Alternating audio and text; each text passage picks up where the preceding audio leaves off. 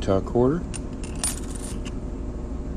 Got Delaware quarter.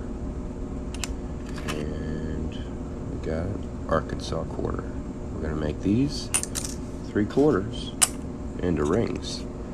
Before I get started, I just want to let you guys know you can order rings from my website, coinringmaker.com. I make coin rings every day, and I think I'm pretty good at it. Alright, if you guys want to see me get started, go ahead and put ring in the chat. Just type ring in the chat, and we will get started on making these quarters into rings.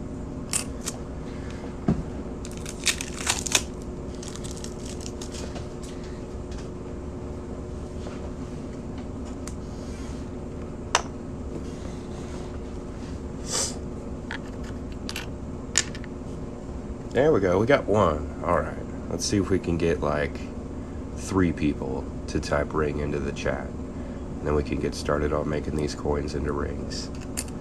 See if we can do it. Got one. Can we get 2 more people? We got 3 rings we're going to be making.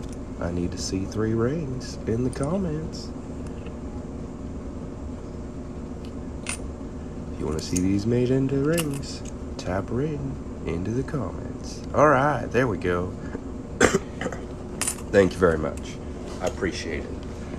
So, the first step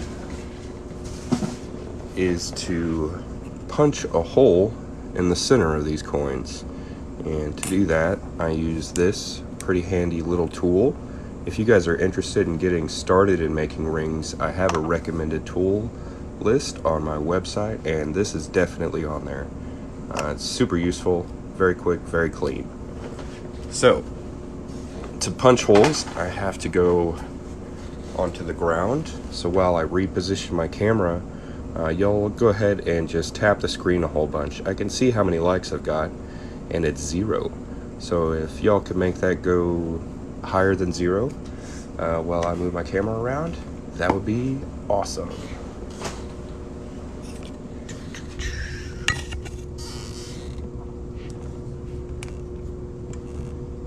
Thank you very much.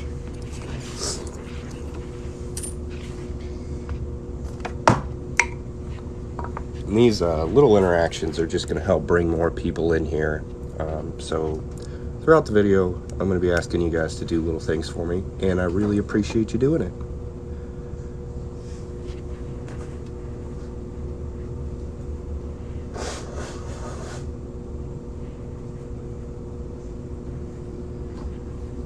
All right, here we go. We're up to like 450 likes. That's fantastic. All right, so we're going to take this apart. We're going to put our Delaware quarter inside, get you guys a nice look at it. And I like to do Washington face up. That's just a personal preference. And we're going to drive this punch through the coin with this nylon hammer. Okay. The reason I'm using a plastic hammer or nylon hammer instead of a steel hammer is this tool is made of steel. And if you do steel on steel, it's actually quite dangerous, and this could shatter and break. We don't want that. I'd rather have the hammer break before this tool breaks. But enough about that, just a little safety tip. We're gonna drive this on through here. And this weighs less than a pound. So watch what I can do with it.